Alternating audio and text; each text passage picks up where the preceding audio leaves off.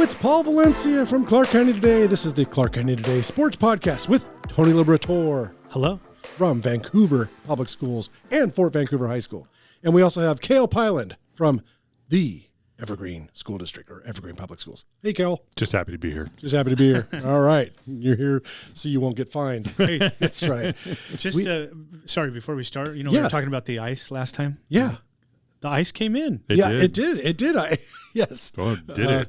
But, I still would have liked, but Friday didn't need to be canceled. The Friday did not need to be canceled. Well, the wrestling, we went home early, but you're talking Clark County. Clark County on that Friday was fine on Friday. They could have played their basketball games. They could have done the wrestling tournament at least day one, but, whatever. Yeah, but it could have been also like the following Friday and the ice blew in and Yes. you could have been caught. So, That's true, too. But it wasn't as big of a snowstorm as they first anticipated.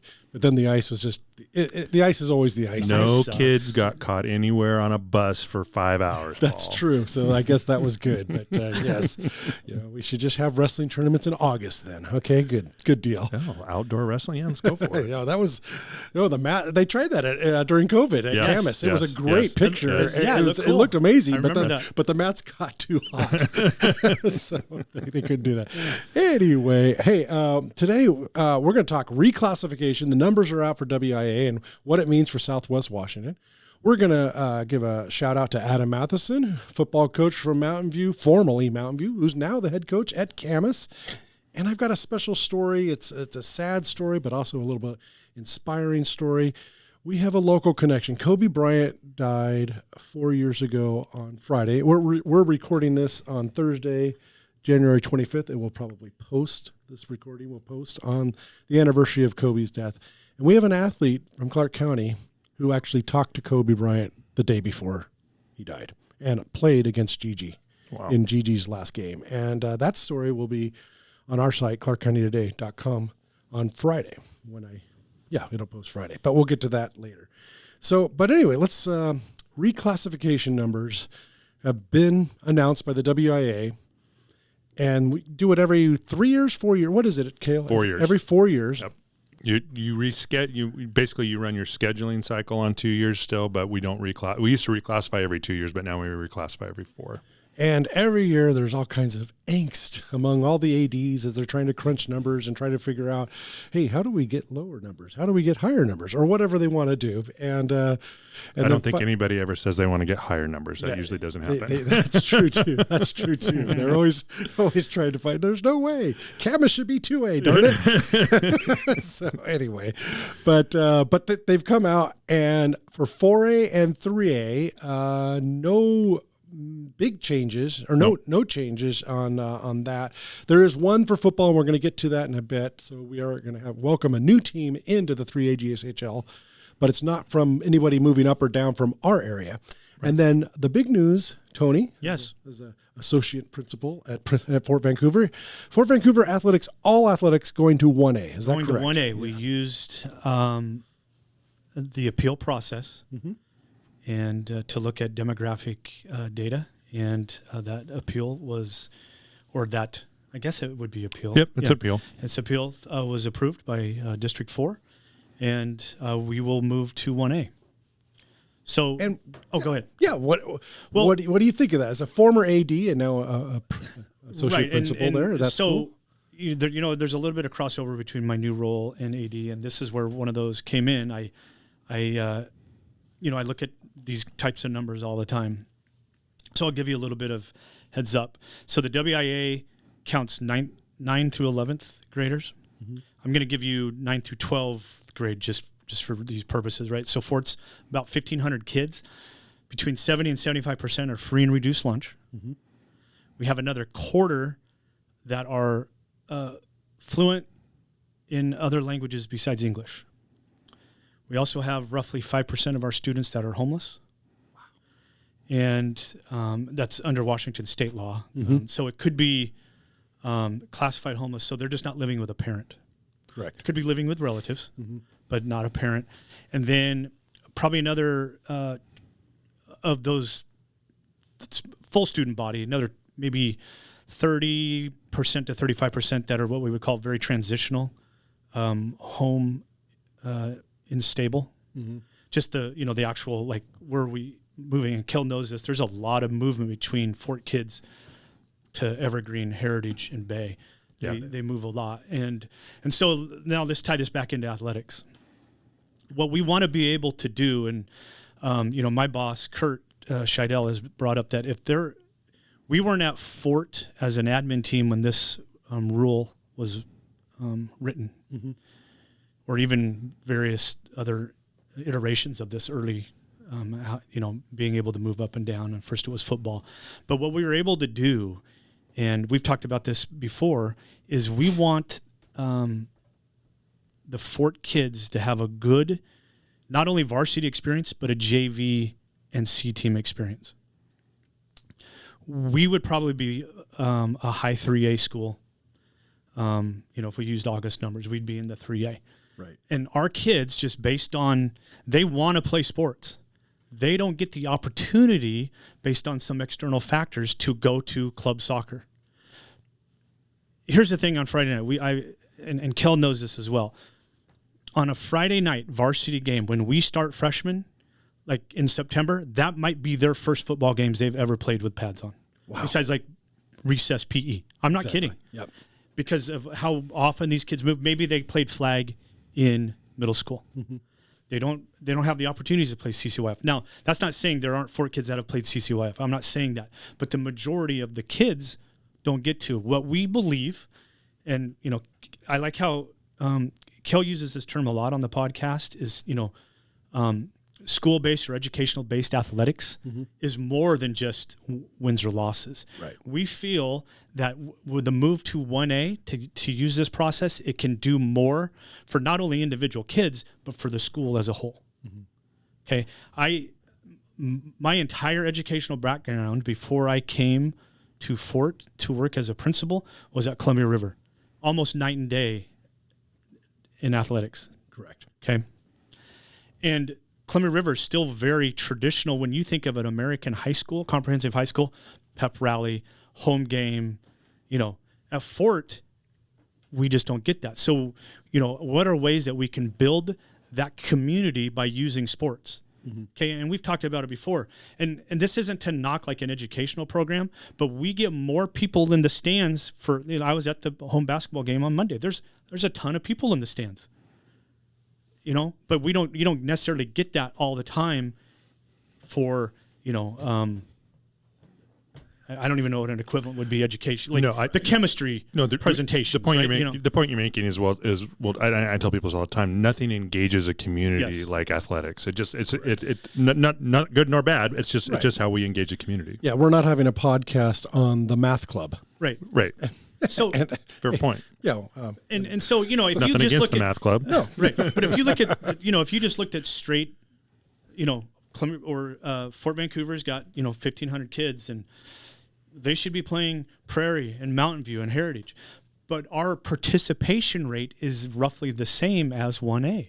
And and then of course the off-season stuff that it just doesn't exist. You might have 5 athletes in the whole school that are doing off-season with club stuff or personal trainers. And so what, and again, being able to get competitive at the JV and C level for kids that don't have a lot of experience in any sport against like-minded or, skill-wise athletes, that's huge for us. And that's what we want to be able to do. I mean, it will be Cale mentioned this is a 4-year process. It'll be longer than that for us. But, I mean, we're hoping by the next reclassification cycle that we are just competitive.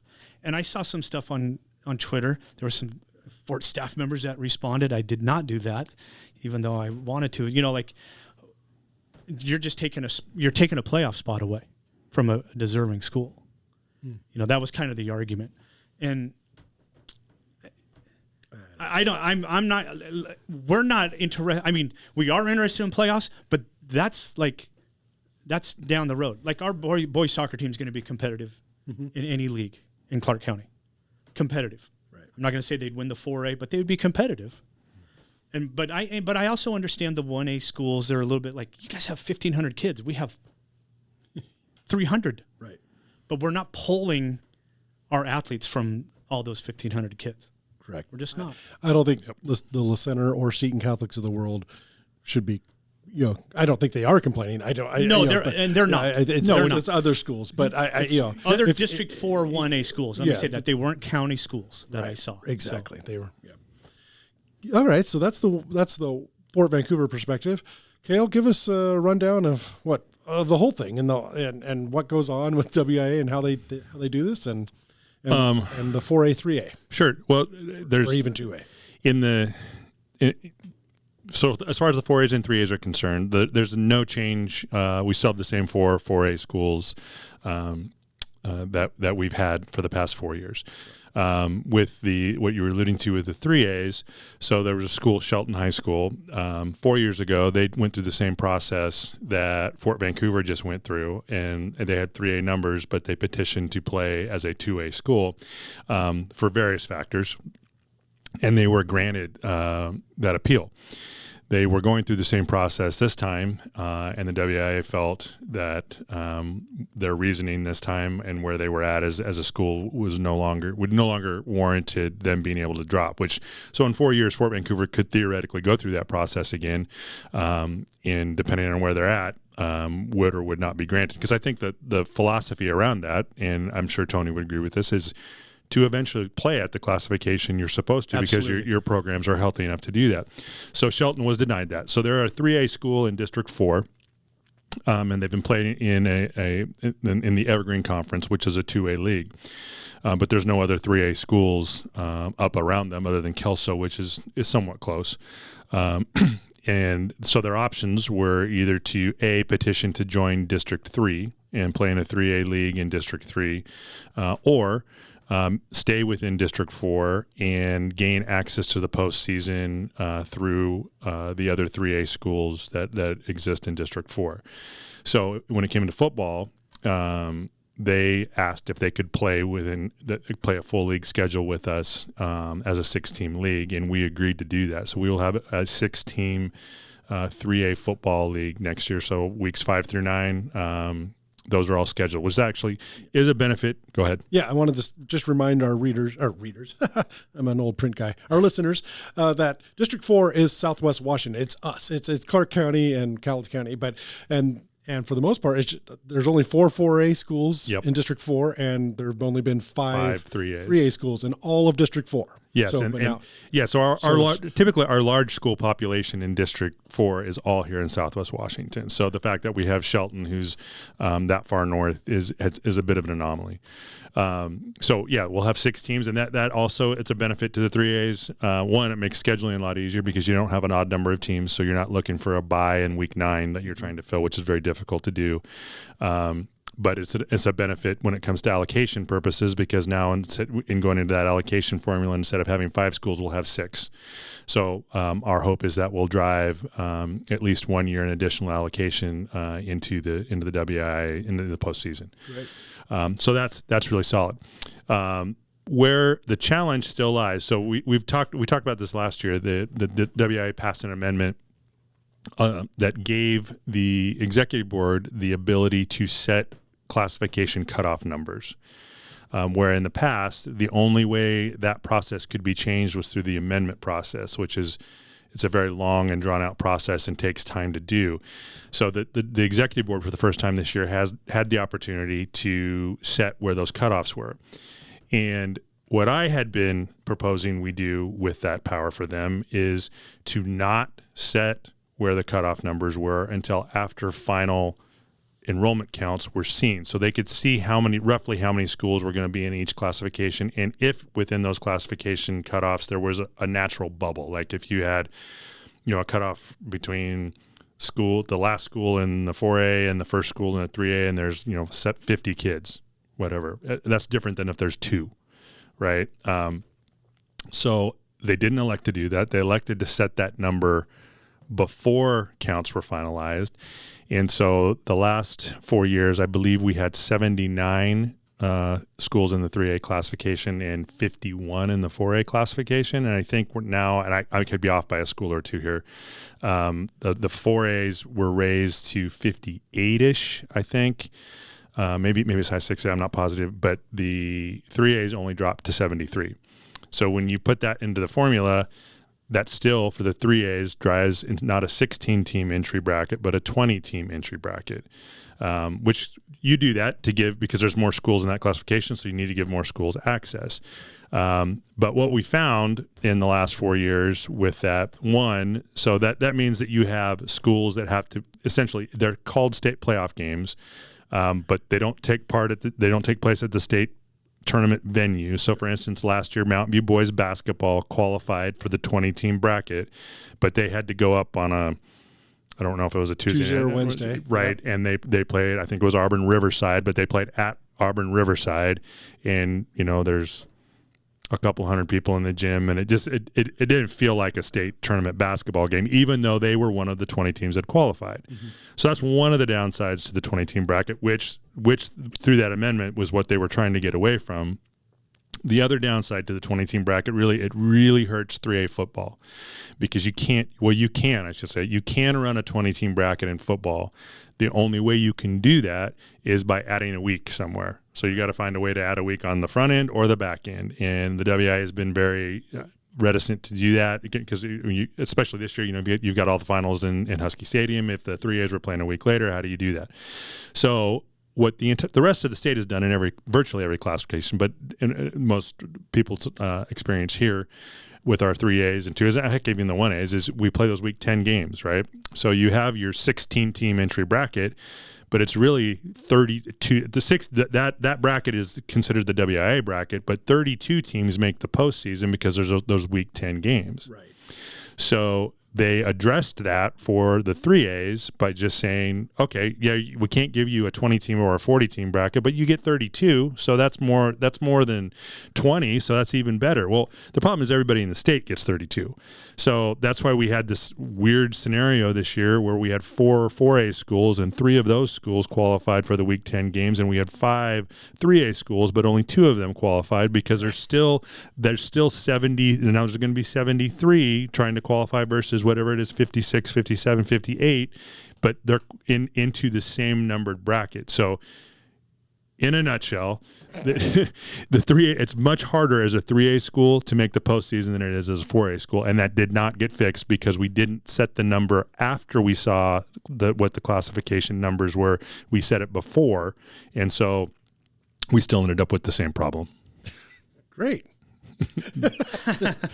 I hope that made sense to everybody. So this is like it's government work. Well, I just feel for our 3A football coaches, right? They're trying. And people are like, "Well, how come you make post?" Well, it's a lot harder for us to make the postseason than it is even for our 4As. It's math. It's all math. Yep, got it. Math rules. Math rules until it doesn't. Yep. Yes. Well, speaking of math. Adam Matheson, huh? Yeah. What a segue. Thank you. Yeah. So our friend Adam Matheson, long time, 15 seasons at Mountain View. I think he won 99 games at Mountain View. And to the surprise of absolutely nobody, he was hired as the Camas head coach because after 15 seasons at Mountain View, he left Mountain View this past, last spring. He's when he resigned from Mountain View, and he had a lot of different offers or opportunities.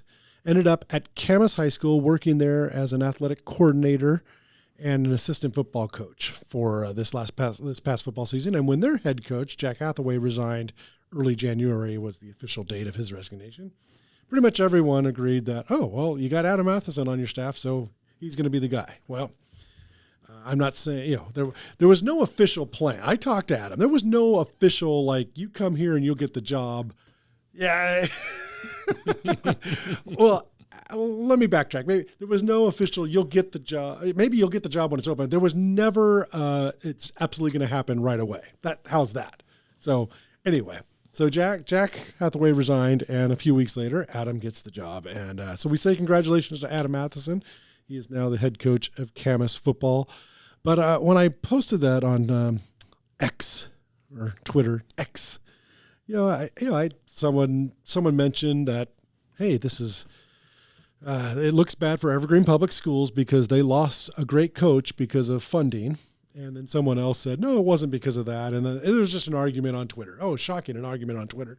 So I know, Cale, you can't really get into all the specifics as Evergreen Public Schools, but I can at least try to set the record straight. And so I wanted to let people know that Evergreen Public Schools got rid of all the athletic directors, correct, last year. The standalone athletic director positions were eliminated. Were eliminated. And that included Adam Matheson, Christian Swain, all at the 4 schools there were, and 2 of them were football coaches as well. Mm-hmm. And one was a baseball coach. Mm-hmm. And Adam waited and was hoping to still have a job. He still did have a job with Evergreen Public Schools, but they couldn't promise him a job at Mountain View. And he had always said he never wanted to coach at a school that he wasn't working at during the day. Remember, these guys are full-time teachers or counselors or athletic directors, whatever they are. But they're, he could have gotten a job. He had a job offer at Evergreen Public Schools at another school. But he just did not feel comfortable doing that and coaching at a different school. I respect that. So anyway, he got a job at Camas, became an assistant coach there.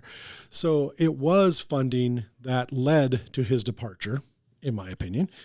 And if he would have had a job at Mountain View, even if his job had changed, he could have gone. I really believe he would have stayed at Mountain View. And Tony, what's your opinion? You're a Mountain View parent. I agree with you. I think he would have still coached. Yep, still coached at Mountain View. Yes, right. And Cale, I don't know how much you can talk about it or want to, but I don't want to ignore you. I guess what I'm saying, if I'm totally off base here, let me know. No. I think the scenario that you drew out for people is accurate for how that went down. Unfortunately, an opportunity for Adam to remain employed with his day job at Mountain View didn't materialize, and he was presented with another opportunity. And obviously, within a year of working at Camas, he impressed the folks there enough where they extended him that offer, which I don't think anybody who knows the football community or the AD community in Southwest Washington would besmirch them for doing. I mean, they for all intents and purposes, they made a great hire. I mean, also on X, when Jack resigned a few weeks ago, I mean, there's so many comments. Oh, they're going to hire Adam. They're going to hire Adam. And I knew that was potential, but I couldn't just say as a reporter, oh yeah, it's definitely going to happen. Well, because you never know. But that's why I put to the surprise of no one, he's here.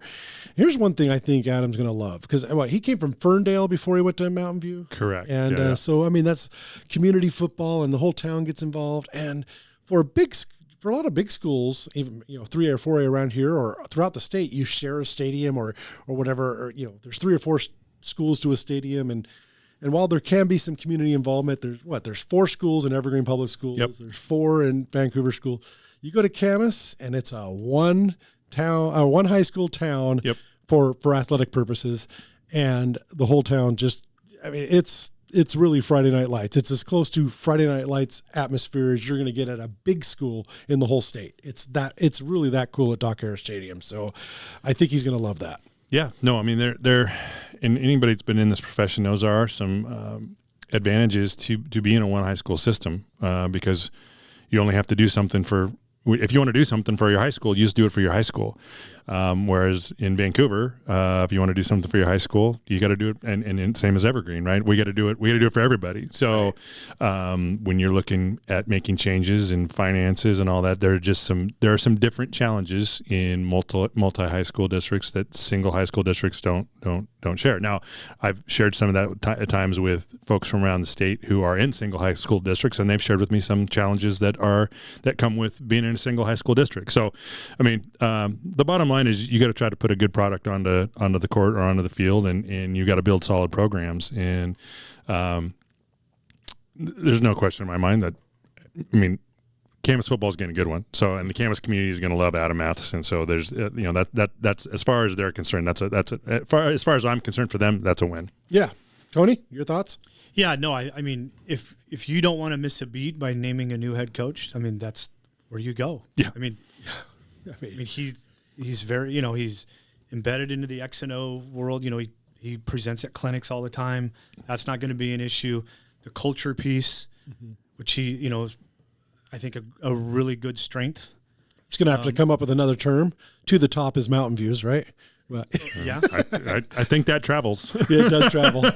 No, but maybe he trademarked it. I don't know. But no, I do think, I don't think Camas will miss a beat. So, Eagle to Hathaway, they didn't miss to Matheson, yeah, Matheson, and right. So yeah, but so yeah, a little bit different pressure at Camas than Mountain View.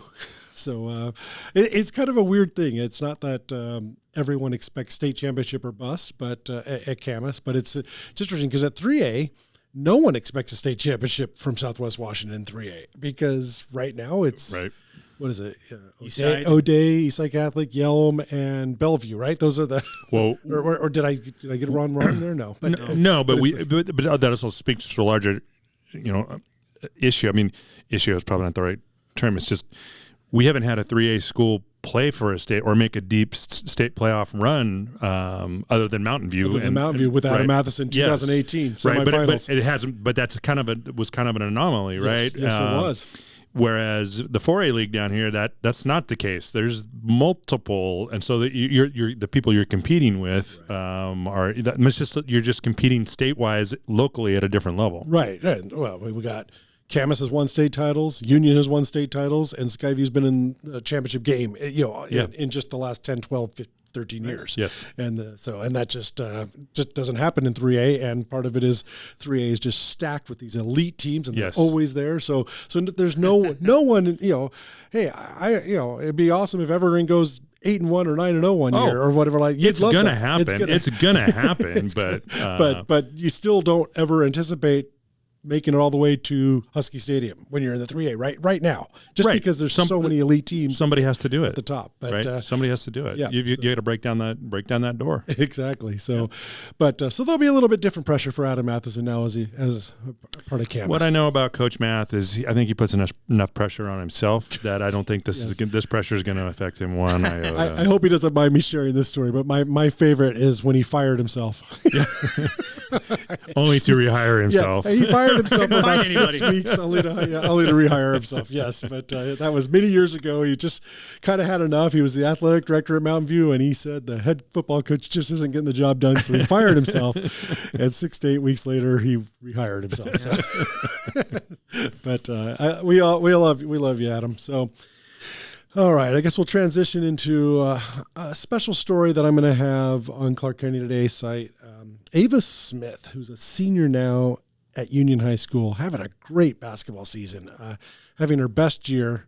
She's always been good, but she was on an elite youth basketball team as an 8th grader, traveled the country, and she was actually there playing a game at the Mamba Sports Academy when the news hit the academy that Kobe and his daughter and 7 others died in the helicopter crash.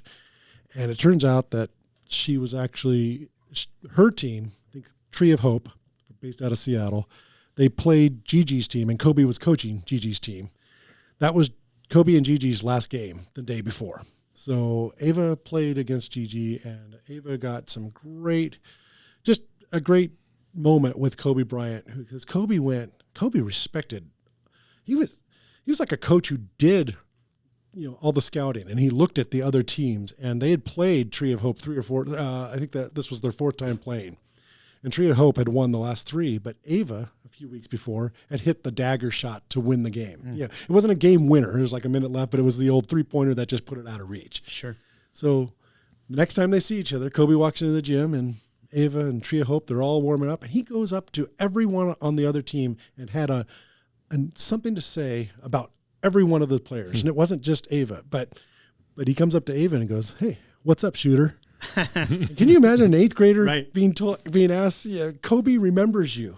And so she's inspired by the Mamba mentality, but it was also just a horrific day that she'll never forget. And a little backstory to this story is I actually knew that Ava was down there 4 years ago, and me and her parents, we talked, and we weren't sure if there was going to be a story. As a journalist, I said, I'll write it if you want to share it.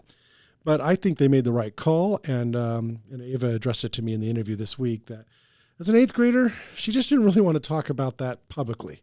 Yeah. And so I told the parents, I said, okay, well, I know the story. If you ever do want to share it, I'm here. And you got my number, but I promised them I would never bring it up to Ava. You know, that's just something you don't bring up. Once you talk to a parent, the parents, especially when they're 8th grade, the parents are the ones that have to give permission for an interview like this. This isn't your typical, I scored 25 points as a sophomore varsity player, talk to the guy after the game and do a game story. So I never, ever brought it up, but they reached out about a month ago. The dad reached out and said, I think Ava's ready to talk about it. So did the interview this week. We will have the story Friday. And but I also just, you guys are parents and the Kobe Bryant thing is an interesting thing because we all know that he was accused and was actually charged with a horrific crime, but never convicted. We don't know what happened, but we do know what happened after that.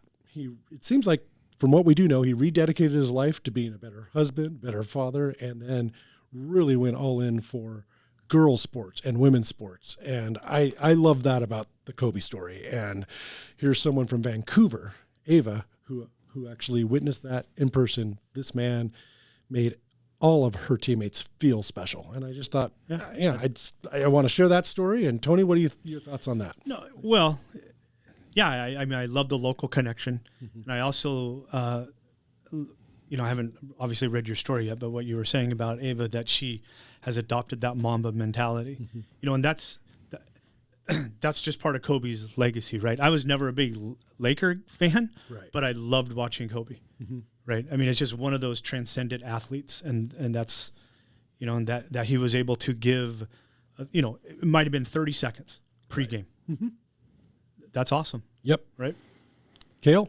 Yeah, I think it goes back to kind of the old adage that you never know what an action you take, how that's going to affect somebody else, right? And Kobe he didn't need to do that, but and who knows whether it was premeditated. Part of me is like, he's kind of the ultimate competitor. Was he trying to get into people's heads? He might have been, even for his 8th grade girls, right? No. But obviously impacted her, and so he didn't have to do that. And the only point I'll make too, Paul, is. I know you like to joke about the Positive Paul moniker and whatnot, but I know I have, and I know everybody else, so many people I know in Clark County, since you've been covering sports, that just shows a lot of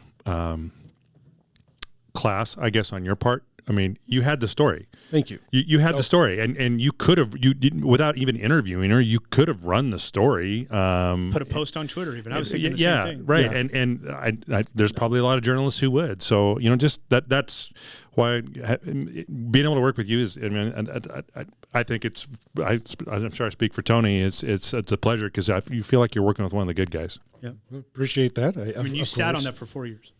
Yes, and I never but like you said, I never would have brought. Even I thought this would be the time, senior year. This would be the time to do it if we're going to do it. But I didn't want to be the one to reach out because I promised them I wouldn't. I mean, it's a very personal story. Absolutely, it is. It was. I mean, she told me the story, and I'm almost. I mean, they're playing a basketball game, and they were one of the last games that got stopped because there's 3 or 4 gyms, 3 or 4 courts in this humongous play, but they don't know what's going on. But they start hearing parents crying, screaming, like, "Oh my God, what happened?" And and if you guys remember, yes, there were so many rumors. Oh yeah, it wasn't. I mean, there was a report on it. I don't even want to say the name of because I might get that wrong, and I don't want to be. But there was a national report that the whole Bryant family was on that helicopter. Right. Right. And so, I mean, there was room that you just didn't know. It was just confusion. But can you imagine being on a basketball court and the referees all stopped the game because they're at the Mamba Sports Academy. They're at the man who the sponsorship. The man who presented whose name is on this thing is gone, and he happens to. It was just stunning. But also, Ava was talking about the day before when they played, and it was Gigi's last game. Mamba Sports Academy won. That was the one time they beat them. And of course, the girls are upset that they lost. Ava's upset. Their teammates are that they lost. They're competitive. They want to win.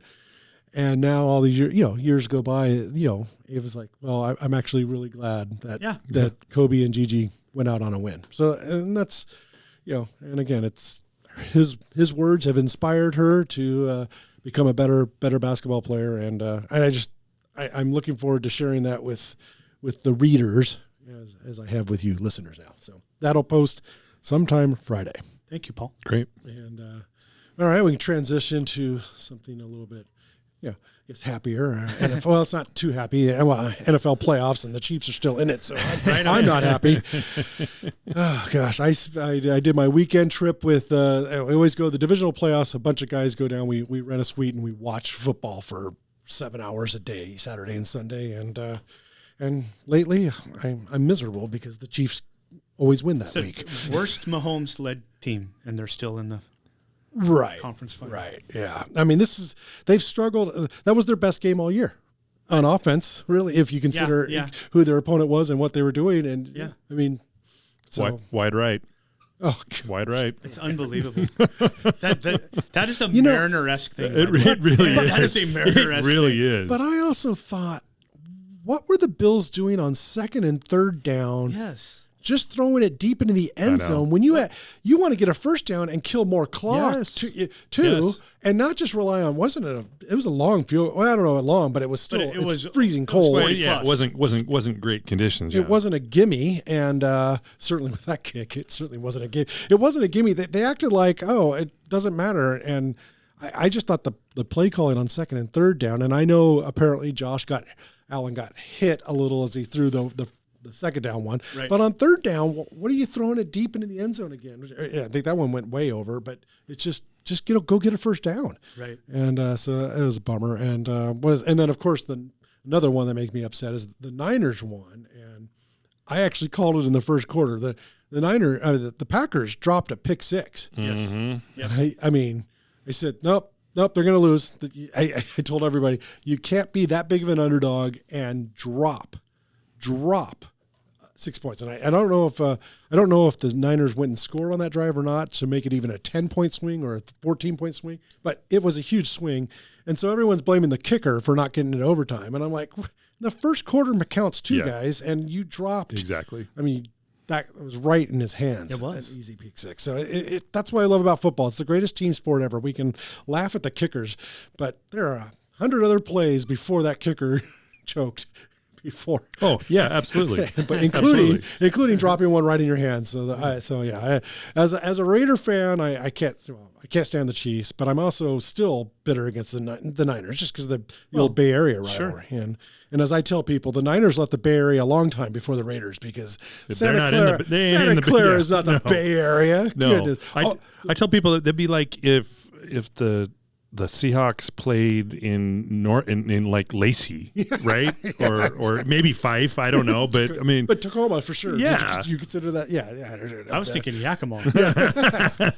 No, I always tease that. Yeah, it's like the Raiders played closer to San Francisco than the Niners did for the last few years in Oakland. So anyway, but no, I'm always bitter. That was the worst Super Bowl ever for me. It was San Francisco versus Kansas City, having to root for the Niners, and of course, the Niners didn't. That's where you just hope both teams lose. Yeah, exactly. So, but Tony, your thoughts on the NFL playoffs? The next 2 weeks, or hopefully 2 or 3 weeks, if they get in the Super Bowl, I like the Lions. Oh, that would be cool. I like the super underdog. I like that Dan Campbell story of like, I know what it's going to take, but I'm going to have the endurance to do it. And because they were pretty bad the first couple of years with him. Yeah. And that was a big trade to get Goff. Yeah. And that's one of those rare trades that worked out for both teams. Yeah, absolutely.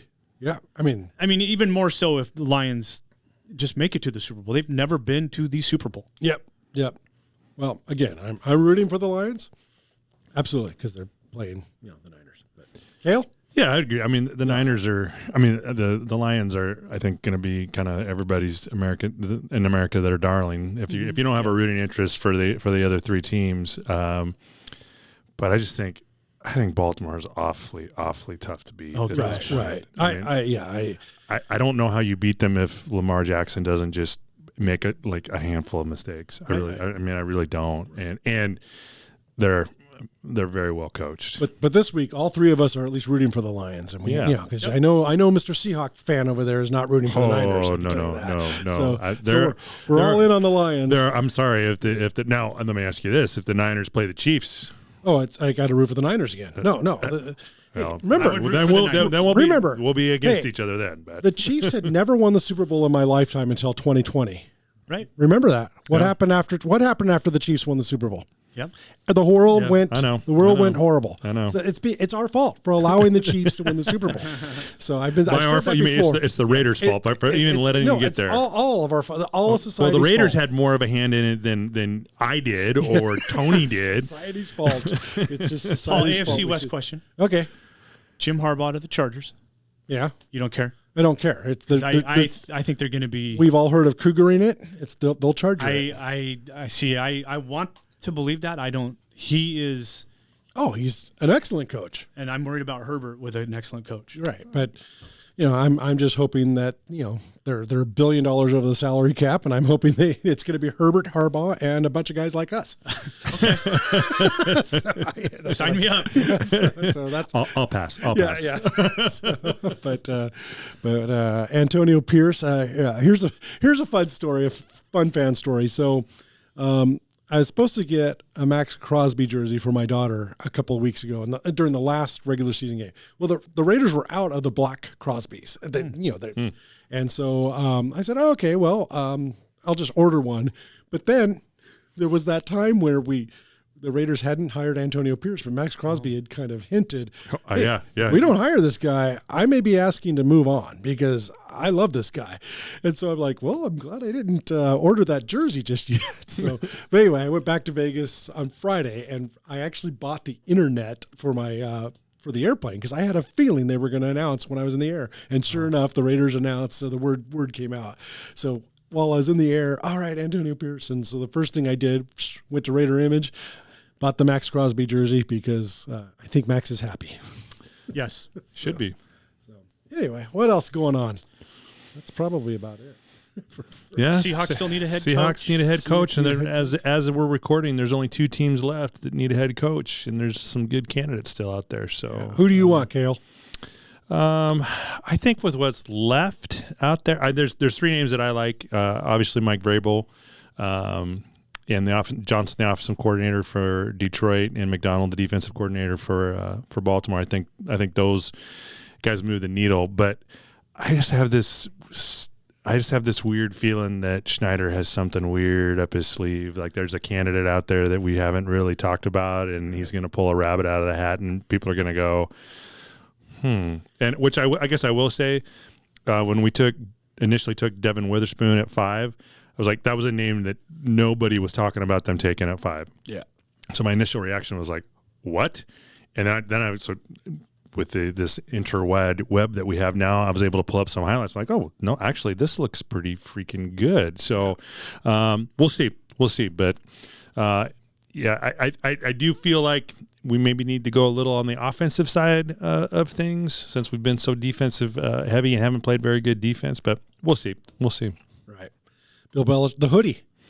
Yeah, no, I don't really have an interest in the hoodie. I don't know. I think you've already had. You just got rid of one old coach. You don't want another old coach. I would take the right old coach. I mean, I'm not an ageist like some people, Paul.